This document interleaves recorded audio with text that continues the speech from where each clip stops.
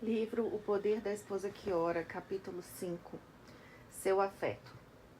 Marcos e Patrícia estavam casados há anos quando ela conversou seriamente com ele sobre a sua falta de afeto. Marcos era um excelente marido em todas as outras áreas e o relacionamento sexual de ambos era bom. Mas, exceto no momento do ato sexual, não demonstrava qualquer afeição. Isso não ocorria porque Marcos não amava Patrícia. Ele a queria demais. O problema é que o afeto era algo que ele não conhecera na infância.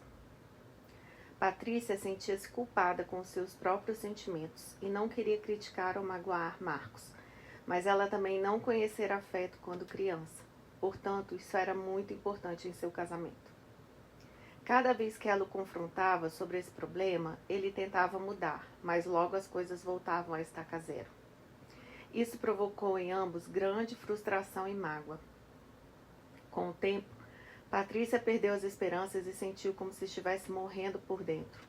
Ela não sabia como poderia viver o resto da sua vida sem afeto, mas achava que não podia esperar qualquer mudança por parte de Marcos. O sofrimento de Patrícia finalmente levou a dividir o problema com suas parceiras de oração. Elas oraram diligentemente, por isso todas as semanas, e enquanto oravam, Deus trabalhou em Patrícia. Ele a levou a alimentar-se melhor e a exercitar-se adequadamente, coisas para as quais ela sempre fora rebelde. Depois que se submeteu totalmente a Deus com relação a isso e começou a obedecer à sua vontade, Patrícia passou a sentir-se melhor consigo mesma e compreendeu que merecia ser tratada com mais afeto pelo marido. Não precisava sentir-se culpada por desejar afeição, porque o Senhor também queria isso para ela. Logo, Patrícia sentiu que Deus a guiava para confrontar Marcos novamente nessa questão. Desta vez seria diferente, porque agora estava sendo guiada pelo Espírito Santo, e ela e suas companheiras de oração haviam pedido uma transformação milagrosa em Marcos. Foi necessário coragem para falar sobre isso novamente. Ela me contou. Fiquei com medo que pudéssemos chegar ao divórcio, porque ambos estávamos tão magoados que não víamos mais esperança um no outro. Mas Deus me ajudou a falar com amor, e desta vez a conversa provocou uma abertura imediata. O ponto crítico, lembrou-se Marcos, foi quando Patrícia me disse: querido, como alguém tão maravilhoso como você, com todas as suas qualidades, alguém a quem amo e quem confio tanto, pode ser incapaz de demonstrar afeição? Por ter usado palavras que lhe deram confiança, explicou Patrícia. Ele sentiu que valia a pena tentar de novo. Marcos agiu de modo diferente dessa vez. Ele levou o problema ao seu próprio grupo de oração, que imediatamente o apoiou. Eles decidiram não só apoiá-lo com orações diárias, mas também cobrar dele a demonstração de algum tipo de afeto a Patrícia todos os dias. Isso foi algo que me agradou, porque eu queria mudar, disse Marcos. Amo minha esposa e me odiava por magoá-la. Eu queria ser diferente e sabia que a verdadeira transformação só pode acontecer mediante o poder do Espírito Santo. Todos os dias, durante semanas, um dos homens do grupo telefonava para Marcos e dizia: o que você fez hoje para mostrar afeto a Patrícia? Eles também sugeriram meios de mostrar afeição e dar segurança a ela. Disseram a Marcos que perguntasse regularmente a Patrícia: como estou indo?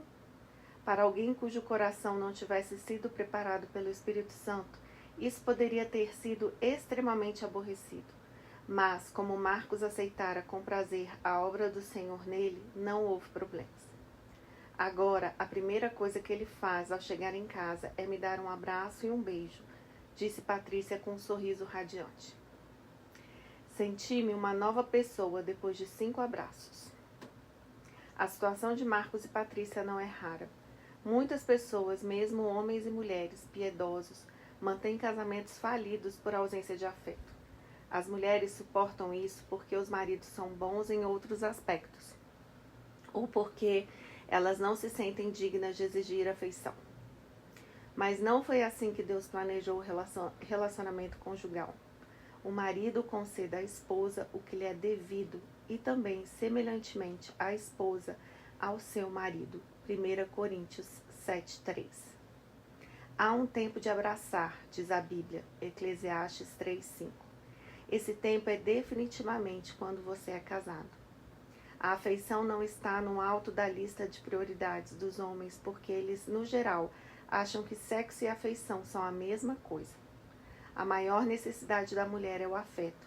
Se você tem um casamento em que falta esse ingrediente, ore pedindo a transformação do Espírito Santo. Então vamos orar agora? Senhor, oro para que haja afeição física entre meu marido e eu.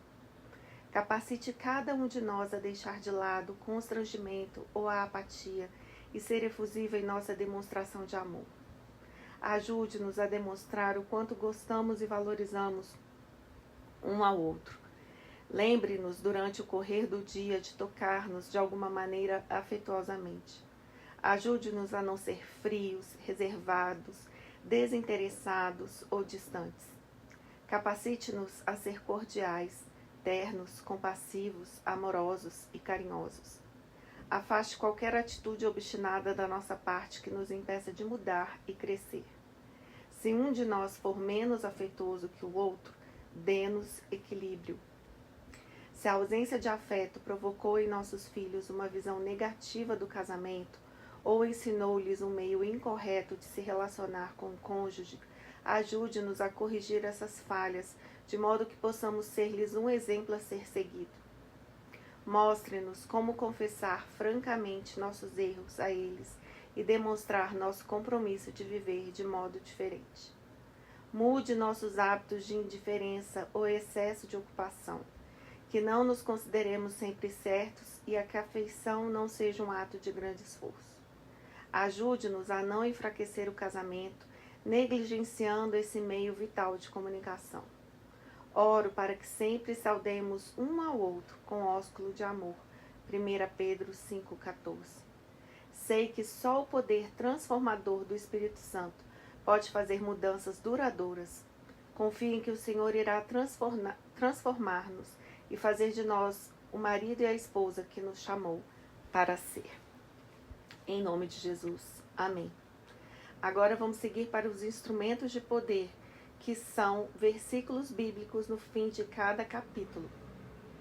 Se há, pois, alguma exortação em Cristo, alguma consolação de amor, alguma comunhão do Espírito, se há entranhados afetos e misericórdias, completai a minha alegria, de modo que penseis a mesma coisa, tenhais o mesmo amor, sejais unidos de alma, tendo o mesmo sentimento.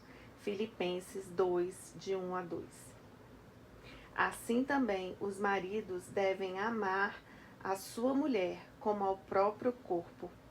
Quem ama a esposa, a si mesmo se ama, porque ninguém jamais odiou a sua própria carne, antes a alimenta e dela cuida, como também Cristo faz com a igreja. Efésios 5, 28 e 29. Não tenha cada um em vista o que é propriamente seu, senão também cada qual o que é dos outros. Filipenses 2, 4.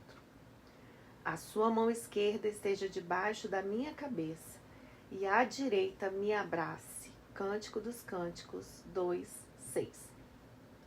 Ninguém busque o seu próprio interesse, e sim o de outrem. 1 Coríntios 10, 24. Mais um capítulo sensacional. Sexo não tem nada a ver com afeto, né? E esse, às vezes, é um grande problema. Às vezes, a gente está acostumado a trocar carícias somente na hora do relacionamento sexual. Mas um abraço, um beijo, uma palavra positiva, um elogio, um encorajamento, um segurar de mãos para andar na rua, tudo isso é uma demonstração de segurança, de grande afeto, de amor e de estima um pelo outro. Não se prive de buscar isso no seu relacionamento. Vigie para ver se você tem sido uma mulher afetuosa, porque a gente só colhe aquilo que a gente planta. Até o próximo capítulo.